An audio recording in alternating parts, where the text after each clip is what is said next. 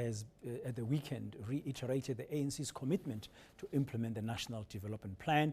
This is despite alliance partners' criticism of the plan.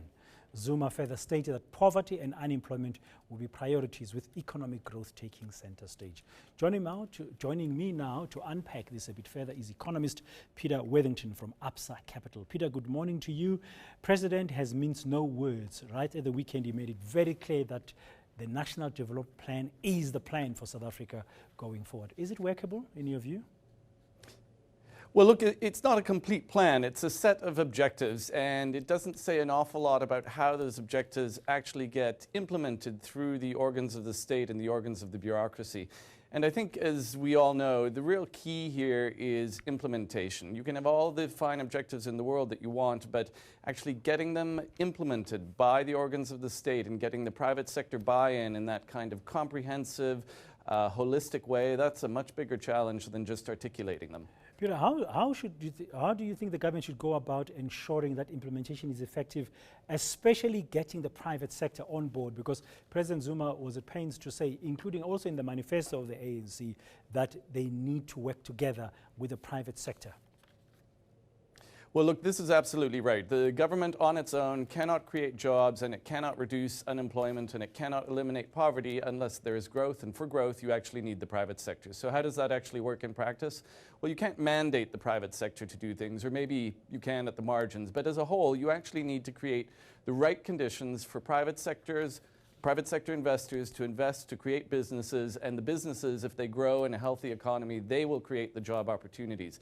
So I think the real challenge in terms of implementing the NDP and getting that growth happening is, how do we create the right environment for private sector businesses to operate? And for that to happen, I think there are a whole host of issues that need to be addressed, such as the labor market instability, such as the electricity shortages, such as perceptions of perhaps regulatory uncertainty in some areas like the mining sector. There's a number of challenges. Do you think the current macroeconomic policy of the country facilitates or hinders growth?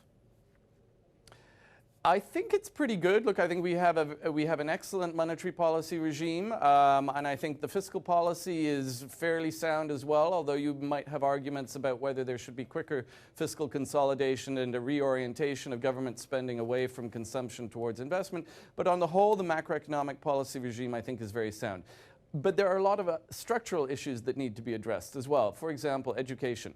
One of the big problems in South Africa, as we all know, is that we have a large proportion of our population who unfortunately have been denied the educational opportunities that would allow them to secure a job in the modern, productive sector of the economy.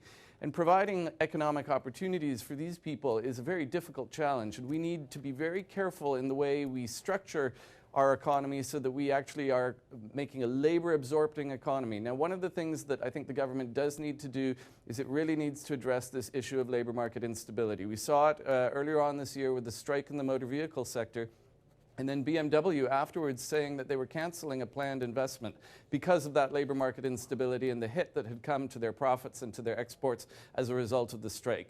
That can't happen anymore, and I think perhaps one way forward would be sort of a broader type of initiative like we saw in the mining sector, where after Marikana, government really intervened, it stepped in, it really tried to bring all of the relevant stakeholders together to ensure that instability in the mining sector was reduced. And I think they had some success at that, although as we've seen, AMCU are just announced that they're going to go out on strike at Implats.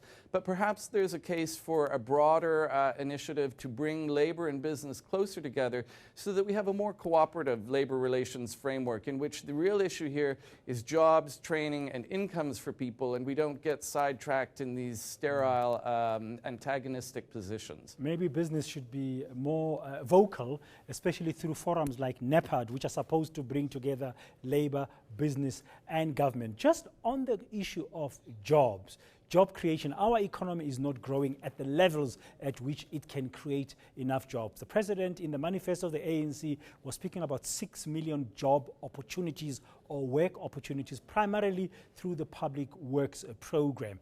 Do you think that's going to help us?